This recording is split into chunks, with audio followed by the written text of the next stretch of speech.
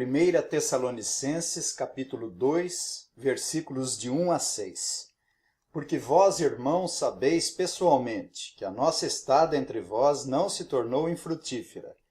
Mas apesar de maltratados e ultrajados em Filipos, como é de vosso conhecimento, tivemos ousada confiança em nosso Deus para vos anunciar o Evangelho de Deus em meio a muita luta. Pois a nossa exortação não procede de engano nem de impureza, nem se baseia em dolo. Pelo contrário, visto que fomos aprovados por Deus a ponto de nos confiar Ele o Evangelho, assim falamos, não para que agrademos a homens, e sim a Deus que prova o nosso coração. A verdade é que nunca usamos de linguagem de bajulação, como sabeis, nem de intuitos gananciosos. Deus disso é testemunha. Também jamais andamos buscando glória de homens, nem de vós, nem de outros. Senhor nosso Deus, nosso Pai, Pai de nosso Senhor Jesus Cristo, a quem atribuímos todo louvor, honra, majestade e sabedoria. Agradecemos por essa oportunidade mais uma vez, oportunidade essa onde a glória do Senhor, a glória da salvação e a glória da santificação. E é pelo poder do Teu Espírito que nós rogamos as Tuas bênçãos, tanto para os ouvintes quanto para mim. Oramos agradecidos em nome de Jesus. Amém. Nós vimos no capítulo 1 os vários motivos de Paulo, Silvano e Timóteo acharem-se sempre dando graças a Deus pela igreja de Tessalônica. E foi por causa da maneira como o evangelho havia chegado lá. O modo como os tessalonicenses receberam a pregação, os efeitos que a pregação produziu nos tessalonicenses, o testemunho eficaz deles estendendo além das fronteiras da Macedônia e Acaia, a conversão radical da igreja de forma negativa e positiva e a ardente expectativa do retorno do Senhor Jesus em glória. E esse texto trata-se do ministério genuíno, onde Paulo defende o seu ministério das várias acusações de seus perseguidores, os agentes do diabo. Esse é o nosso assunto, o ministério genuíno. Eu lembro os ouvintes que os perseguidores estavam com inveja dos tessalonicenses por terem se tornado uma caixa de ressonância do evangelho, e a igreja era numerosa também.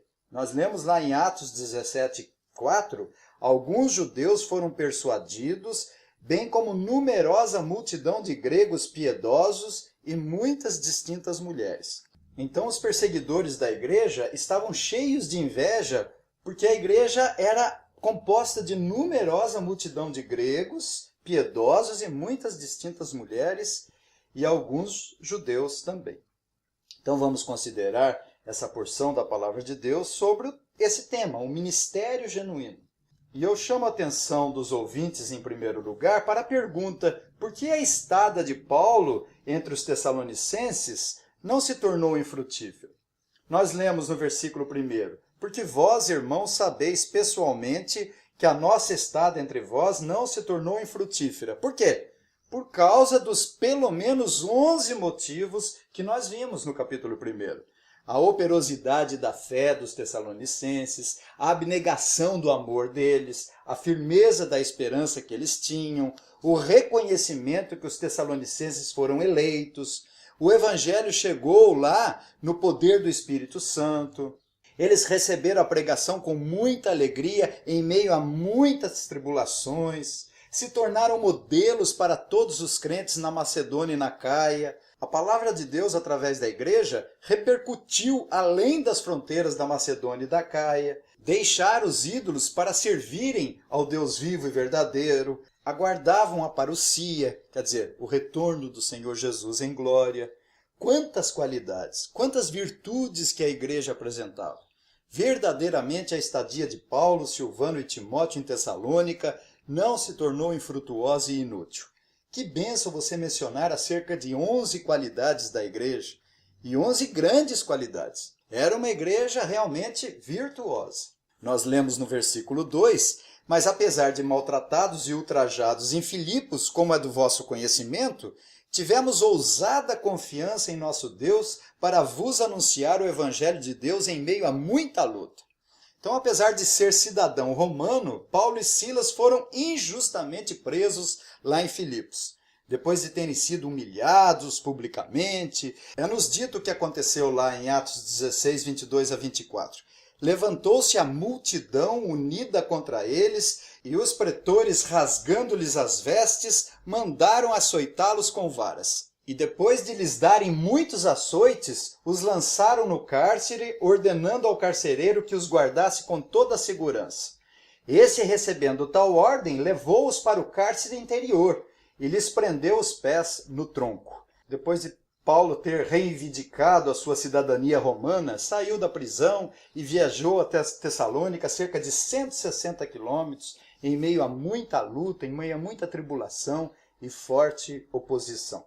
Na segunda parte do versículo 2, lemos: para vos anunciar o evangelho de Deus em meio a muita luta. A pregação do evangelho em Tessalônica veio com muita perseguição.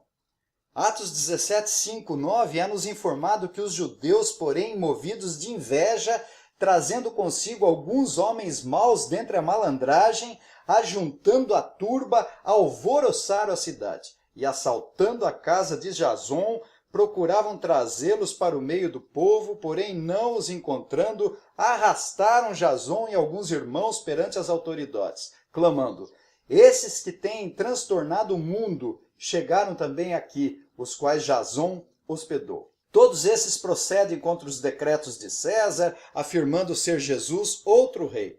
Tanto a multidão como as autoridades ficaram agitadas ao ouvir essas palavras. Contudo, soltaram Jason e os mais, após terem recebido deles a fiança estipulada. Então a Europa foi muito difícil para Paulo. Primeiro quando eles chegaram em Filipos, depois em Tessalônica, depois precisaram fugir para Bereia. Não foi fácil essa estada na Europa. No versículo 3, pois a nossa exortação não procede de engano, nem de impureza, nem se baseia em dolo. Nesse texto Paulo defende o seu ministério, porque a acusação era que ele e seus associados eram enganadores, que por razões egoístas e com engenhosidade estariam tentando explorar financeiramente o povo de Tessalônica. Todavia, sabemos que eles não eram daqueles muitos charlatães e interesseiros que percorriam na época a Via Ignácia. A imagem de Paulo estava sendo manchada e denegrida como se Paulo estivesse atrás de dinheiro e vanglória. Nós lemos no versículo 7, embora pudéssemos, como enviados de Cristo, exigir de vós a nossa manutenção, todavia nos tornamos carinhosos entre vós, qual ama que acaricia os próprios filhos. O objetivo dos perseguidores de Paulo era matar a mensagem, suscitando desconfiança em relação ao mensageiro. Eles não queriam apenas menoscabar com a imagem de Paulo, mas também difamar com a sua mensagem. Mas as trevas não podem com a luz, pois os tessalonicenses receberam a pregação de Paulo como a própria palavra de Deus. Nós lemos no capítulo 2, versículo 13, outra razão ainda temos nós para incessantemente dar graças a Deus. É que tendo vós recebido a palavra de que nós ouvistes, que é de Deus, acolhestes não como palavra de homens, e sim como em verdade é a palavra de Deus, a qual com efeito está operando eficazmente em vós, os que credes. Então as pessoas com vãs filosofias, com seus ensinos frívolos, de forma sutil, procuravam conquistar adeptos para suas doutrinas e para os seus ensinos egoístas e interesseiros, através do dolo, artimanha, e por isso perseguiam Paulo, Silas e Timóteo. Muitos filósofos percorriam a Via Ignácia e iam anunciando sua ideologia. Seus pensamentos espúrios e com truques e artimanhas tentavam alcançar favores provenientes dos seus ensinos, das suas filosofias e engano de Satanás. Assim, Paulo não teve escolha e, por amor ao Evangelho, se defendeu dessas falsas acusações. Quando Paulo disse aqui no versículo 3, pois a nossa exortação não procede de engano nem de impureza, alguns intérpretes acreditam que Paulo se defende das acusações por motivos sexuais. Paulo estaria tagarelando, enganando com motivos sensuais por causa das muitas distintas mulheres que compunham a igreja de Tessalônica. Isso era comum ocorrer com as pessoas que buscavam seus interesses. Provavelmente Paulo tem uma motivação maior para a impureza nesse texto, que está relacionada aqui com a doutrina, Paulo, quando fala de impureza, diz respeito à impureza ou prostituição doutrinária. O povo de Israel foi levado à prostituição também por causa do abandono à lei de Deus. Portanto, quando diz no versículo 3, pois a nossa exortação não procede de engano nem de impureza, quase certamente nós devemos entender como impureza doutrinária. No versículo 4, pelo contrário, visto que fomos aprovados por Deus a ponto de nos confiar Ele o Evangelho, assim falamos não para que agrademos a homens, e sim a Deus, que prova o nosso coração. O próprio Deus confiou o seu Evangelho a Paulo. Paulo era a boca do Senhor Jesus. O mais importante era que o próprio Deus o aprovava. O Evangelho era pregado sem corrupção, puro e verdadeiro. A pregação não tinha motivações indignas, espúrias, escusas. Ele não pregava o Evangelho por algum interesse pessoal, mas com sinceridade diante de Deus, de forma abnegada e sem que estivesse buscando qualquer benefício próprio.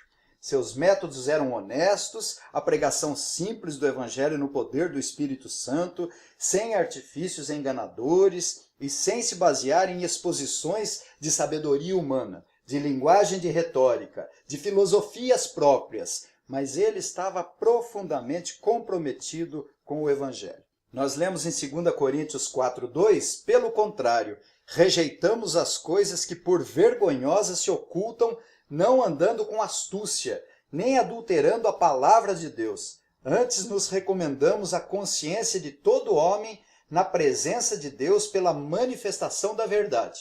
Mas se o nosso Evangelho ainda está encoberto, é para os que se perdem que está encoberto, nos quais o Deus desse século cegou o entendimento dos incrédulos para que lhes não resplandeça a luz do Evangelho da glória de Cristo, que é a imagem de Deus.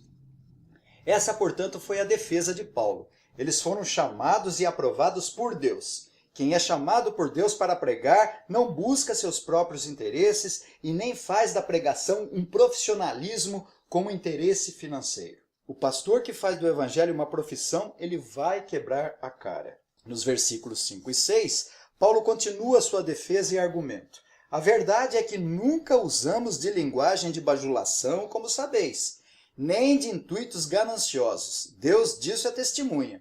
Também jamais andamos buscando glória de homens, nem de vós, nem de outros. Vejam só, como o apóstolo Paulo não bajulava ninguém, muito menos a igreja de Tessalônica. Nem de vós, nem de outros. Eis a característica de um ministério genuíno. Tudo que Paulo fazia e dizia era para a glória de Deus.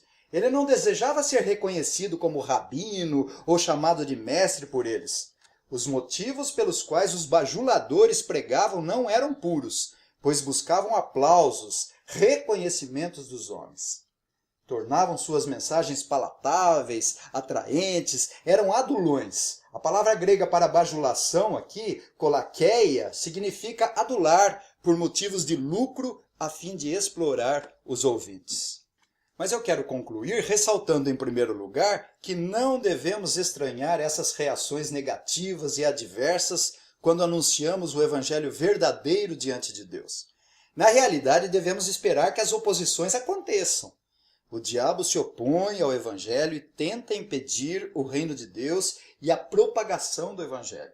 Deus nos dê a graça de exercermos dignamente o nosso ministério numa época em que as igrejas, o evangelho e os ministros estão bem desacreditados, cheios de interesses financeiros e bajulações políticas para agradar os homens. Em segundo lugar, os atributos do ministério genuíno são a atitude e o conteúdo da pregação. A atitude de Paulo foi pregar não de forma escondida, mas pública. Ele não chegou em Tessalônica como um turista, como um aventureiro.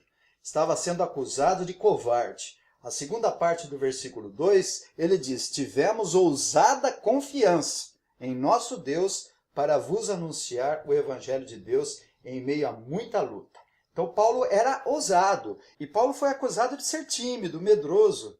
Olha, igreja, assim que surgiu dificuldades, Paulo foi embora, foi foragido daqui e nunca mais retornou. Ele não quer saber de vocês, não passa de um oportunista, charlatão e mais um desses tagarelas falantes que passam por aí, pauradores frívolos que andam para cima e para baixo. Mas isso não era verdade. Paulo era corajoso porque enfrentava a tribulação. Ele exortou Timóteo na segunda carta, no capítulo 4, versículos 1 a 5. Conjuro-te perante Deus e Cristo Jesus, que há de julgar vivos e mortos, pela sua manifestação e pelo seu reino. Prega a palavra, insta quer seja oportuno, quer não. Corrige, repreende, exorta com toda longanimidade e doutrina, pois haverá tempo em que não suportarão a sã doutrina. Pelo contrário, cercar-se-ão de mestres segundo as suas próprias cobiças, como que sentindo coceira nos ouvidos. E se recusarão a dar ouvidos à verdade, entregando-se às fábulas. Tu, porém, sê sóbrio em todas as coisas. Suporta as aflições, faze o trabalho de um evangelista, cumpre cabalmente o teu ministério. Então essa foi a primeira característica, a atitude de Paulo que foi pregar, não de forma escondida, mas de forma pública e corajosa. A segunda característica do ministério verdadeiro foi o conteúdo da sua pregação. Paulo não pregava suas próprias ideias e pensamentos, suas filosofias, invenções e sugestões humanas. Nós lemos no versículo 3, pois a nossa exortação não procede de engano, nem de impureza, nem se baseia em dolo. Essas são as grandes lições desse texto. Devemos esperar as reações negativas e oposições quando pregamos o evangelho genuíno. A pregação pura da palavra de Deus dá comichão nos ouvidos. Nem os crentes fracos aguentam a genuína pregação. Imagine os incrédulos cegados pelo diabo. Que Deus nos dê a graça de nós, ministros da palavra de Deus, mas também os crentes em geral, pregar com ousadia e a pura pregação do evangelho. Lutero disse, quem não prega o evangelho não é pastor coisa nenhuma e desonra a Cristo. O reverendo Hernandes Dias Lopes, comentando essa passagem, disse, é lamentável que alguns obreiros estejam transformando o evangelho num produto, o púlpito num balcão, o templo numa praça de barganha e os crentes em consumidores. Matthew Henry, grande comentarista do século XVII, disse, os ministros têm um grande benefício mostrado a eles, têm uma grande honra colocada sobre eles e uma confiança depositada neles. Eles não devem ousar corromper a palavra de Deus, mas pregar fielmente aquilo que foi permitido e ordenado por Deus, sabendo que serão chamados para prestarem contas quando não forem mais mordomos. Lembre-se que você é responsável pelo seu coração, pelo destino eterno da sua alma. Por isso deve julgar e avaliar à luz e ao crivo da palavra de Deus o que você ouve, se a mensagem encontra-se em harmonia e consonância com a palavra de Deus. Eu finalizo com as palavras de Paulo a Timóteo, na segunda carta, no capítulo 3, versículos 16 e 17.